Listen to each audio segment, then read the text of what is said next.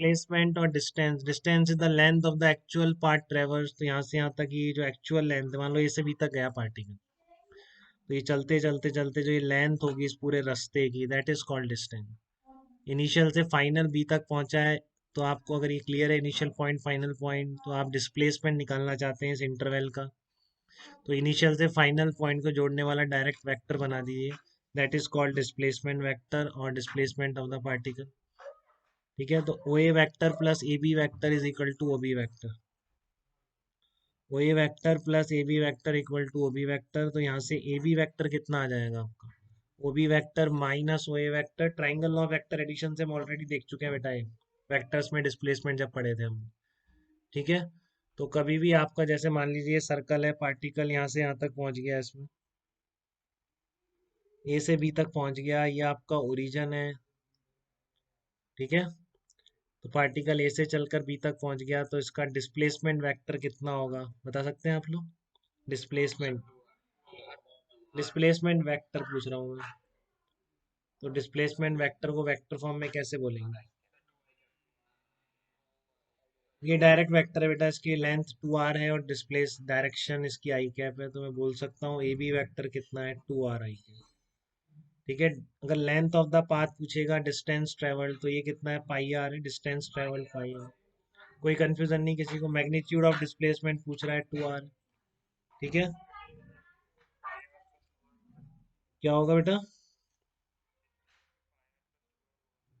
नहीं, distance pi are ही होगा बस, ये आधी सिरकमफ्रेंस, यहाँ से यहाँ तक पहुंचा है, देखिए आप एक बार। तो लेंथ सिरकमफ्रेंस का आधा पाई आर ही होता है। ठीक है ना? तो अब मैं आगे बात कर रहा हूँ आपसे कि इस तरह का हो मान लो, तो आप इसका डिस्प्लेसमेंट वेक्टर लिख देंगे। इस तरह का सर्कल है, ये आपका एक्स एक्सिस है, वाई एक्सिस है, ए से बी तक पहुंच गया पार्टिकल सर्कल पे चलता हुआ, तो इसका डिस्प्लेसमेंट वेक्टर क्या होगा, ए बी वेक्टर लिख सकते हैं। ए बी क्या होगा, ए बी वेक्टर बताइए, आई कैप जे कैप की टर्म में बताइएगा। सबको बताना बेटा, पीछे नहीं रहना है किसी को। ए बी वेक्टर बताइए। प्रिशा आप बताइए, ए बी वेक्टर बताइए। और कोई नहीं बताएगा, प्रिशा को बताना है। प्रिशा आप बताइए ए बी वेक्टर। हाँ बिल्कुल बेटा, आपको O B vector minus O B vector, यही बोला आपने, O B vector minus O A vector. B का पोजीशन तो आप बिल्कुल सही जा रहे हैं, इसको आप लिख देंगे ओ बी वेक्टर। कैसे भी कर सकते हैं आप इसको, देखो ऐसे एडिशन करके भी कर सकते थे, minus are I cap plus are I Z, या आपने इस फॉर्म में किया है तो भी बहुत अच्छा है, कोई दिक्कत नहीं, ज़्यादा सेफ मेथड है। आर जे कैप हो गया ओबी का पोजीशन वेक्टर, ओ ए का कितना होगा, आर के कोऑर्डिनेट यही है ना, R comma zero, R comma zero और जीरो कॉमा आर।